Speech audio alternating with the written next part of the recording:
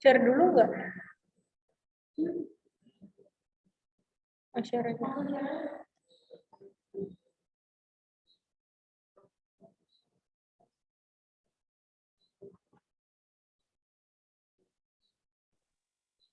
Assalamualaikum warahmatullahi wabarakatuh.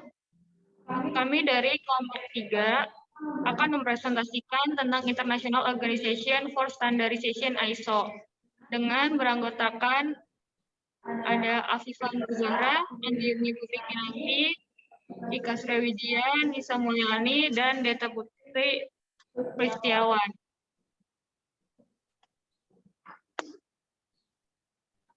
Silakan dimulai, Deta. Pengertian ISO. Organisasi Standar Internasional atau ISO adalah suatu asosiasi global yang terdiri dari wakil-wakil dari Badan Standarisasi Nasional setiap negara.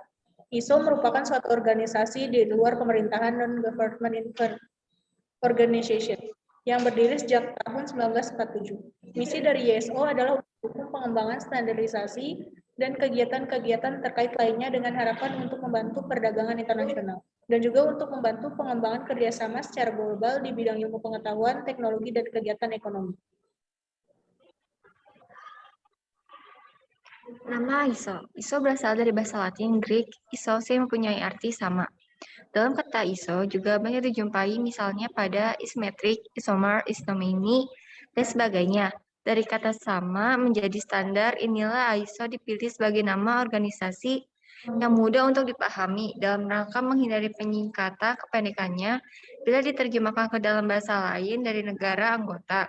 Misalnya, ISO dalam bahasa Inggris atau OIN, Organisasi Internasional de Normalisation dalam bahasa Prancis, atau OSI, Organisasi Standarisasi Internasional dalam bahasa Indonesia.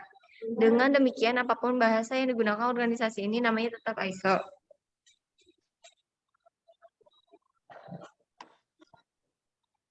Kebutuhan standar internasional. Standarisasi internasional dibentuk untuk berbagai teknologi yang mencakup berbagai bidang, antara lain bidang informasi, teknologi komunikasi, tekstil, pengemasan, distribusi barang, pembangkitan energi, dan pemanfaatannya, pembuatan kapal, penerbangan, dan jasa keuangan. Dia masih banyak yang lain. Hal ini akan terus berkembang untuk kepentingan berbagai sektor kegiatan industri pada masa-masa yang akan datang. Perkembangan ini diperkirakan semakin pesat antara lain karena hal-hal sebagai berikut. Yang pertama, kemajuan dalam perdagangan bebas di seluruh dunia. Yang kedua, penetrasi teknologi antar sektor. Yang ketiga, sistem komunikasi di seluruh dunia. Yang keempat, standar global untuk pengembangan teknologi. Dan yang kelima, pembangunan di negara-negara berkembang. Selanjutnya ada tujuan ISO. Sertifikat ISO adalah sistem manajemen untuk mengukur kualitas atau mutu suatu perusahaan. Hal ini bertujuan untuk beberapa kredibilitas. Suara. Selanjutnya ada tujuan ISO. Sertifikat ISO adalah sistem manajemen untuk mengukur kualitas atau mutu suatu perusahaan. Hal ini bertujuan untuk melihat seberapa kredibilitas perusahaan tersebut mampu bersaing secara global. Jika sebuah perusahaan memiliki sertifikat tersebut, akan lebih mudah bersaing dalam kompetisi pasar. Menurut M.N. Nasution, tujuan ISO adalah mengembangkan dan mempromosikan standar-standar untuk umum yang berlaku secara internasional. Yang selanjutnya, tujuan dan manfaat ISO. Yang pertama, kredibilitas perusahaan. Standar internasional yang sudah tercantum di ISO menitik beratkan pada konsumen bisnis. Contohnya, konsumen bisa semakin percaya bahwa kepentingannya diutamakan. Yang kedua, kepercayaan konsumen. Karena dengan adanya kepercayaan dan kepuasan itu akan membuat mereka menjadi pelanggan setia dan bisa jadi dari konsumen yang merasa puas inilah kita mendapatkan konsumen baru. Yang ketiga, ada jaminan kualitas standar internasional. Sebelum perusahaan mendapatkan sertifikasi ISO, ada sebuah proses uji yang disebut siklus PDCA. Siklus tersebut diterapkan pada semua bidang usaha dengan melakukan proses identifikasi, eksekusi, dan analisis supaya sesuai dengan mutu standar internasional. Tujuan dan manfaat ISO selanjutnya yaitu yang keempat, menghemat biaya adanya standar ISO. Perusahaan akan menerapkan sistem manajemen khusus yang bisa membantu mengetahui kinerja bagi perusahaan. Yang kelima, mengoptimalkan kinerja karyawan. Pada prinsip manajemen mutu, semua yang ada pada standarisasi ini bisa ditetapkan supaya bisa dilaksanakan ke seluruh karyawan. Hal ini bisa memotivasi karyawan supaya bisa menjaga kualitas, efisiensi, dan produktivitas untuk mereka sesuai dengan standar ISO yang telah ditetapkan. Yang keenam, branding perusahaan. ISO juga bermanfaat sebagai sarana branding perusahaan yang mengaplikasikannya keuntungan yang dapat dirasakan langsung oleh perusahaan dari sertifikasi ISO. Ialah meningkatnya image atau brand suatu perusahaan menjadi jauh lebih baik di mata dunia. Selanjutnya ISO 9000. ISO 9000 merupakan suatu seri dari standar-standar internasional untuk sistem kualitas yang menspesifikasikan persyaratan-persyaratan dan rekomendasi untuk desain dan untuk penilaian dari suatu sistem manajemen dengan tujuan untuk menjamin bahwa pemasok atau perusahaan akan menyerahkan barang atau jasa yang memenuhi persyaratan yang telah ditetapkan. Seperti halnya ISO, seri ISO 9000 juga mempunyai beberapa tujuan. Menurut MM Nasution mengatakan bahwa tujuan utama dari ISO 9000 adalah sebagai berikut.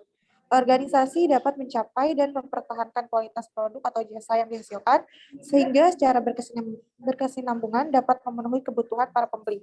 Organisasi dapat memberikan keyakinan kepada pihak manajemennya sendiri bahwa kualitas yang dimaksudkan itu telah dicapai dan dapat dipertahankan.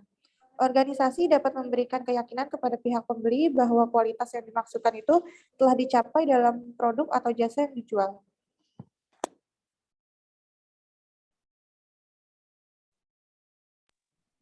Selanjutnya, ISO 9000 dapat diimplementasikan pada berbagai jenis bidang usaha. Suatu organisasi, apalagi yang melibatkan banyak orang di dalamnya, akan membutuhkan prosedur tertulis, instruksi, form, maupun record. Hal ini akan membantu semua orang tidak hanya melakukan tugasnya, tetapi juga memastikan waktu, modal, dan sumber-sumber perusahaan digunakan secara efisien. Sistem mutu akan lebih memastikan pelaksanaan dari setiap proses bisnis dan tanggung jawab setiap orang terdefinisi secara jelas. Standar internasional ISO 9000 adalah konsensus internasional untuk pelaksanaan manajemen yang baik dengan tujuan untuk memastikan suatu organisasi mampu untuk selalu menghasilkan produk atau jasa yang memenuhi tuntutan mutu pelanggan. Langkah-langkah tersebut dibakukan dalam serangkaian persyaratan sistem manajemen mutu secara umum, tidak tergantung jenis organisasinya. Selanjutnya, suatu organisasi sebaiknya mengimplementasikan ISO 9000. Untuk selalu menjaga agar pelanggan selalu puas, maka produk atau jasa yang dihasilkan harus memenuhi kebutuhan pelanggan. ISO 9000 memberikan kerangka kerja yang telah diuji coba untuk melakukan pendekatan sistematis dalam mengelola proses bisnis atau aktivitas suatu organisasi sehingga selalu konsisten menghasilkan produk atau jasa yang memenuhi harapan pelanggan. Sekian informasi dari kelompok kami.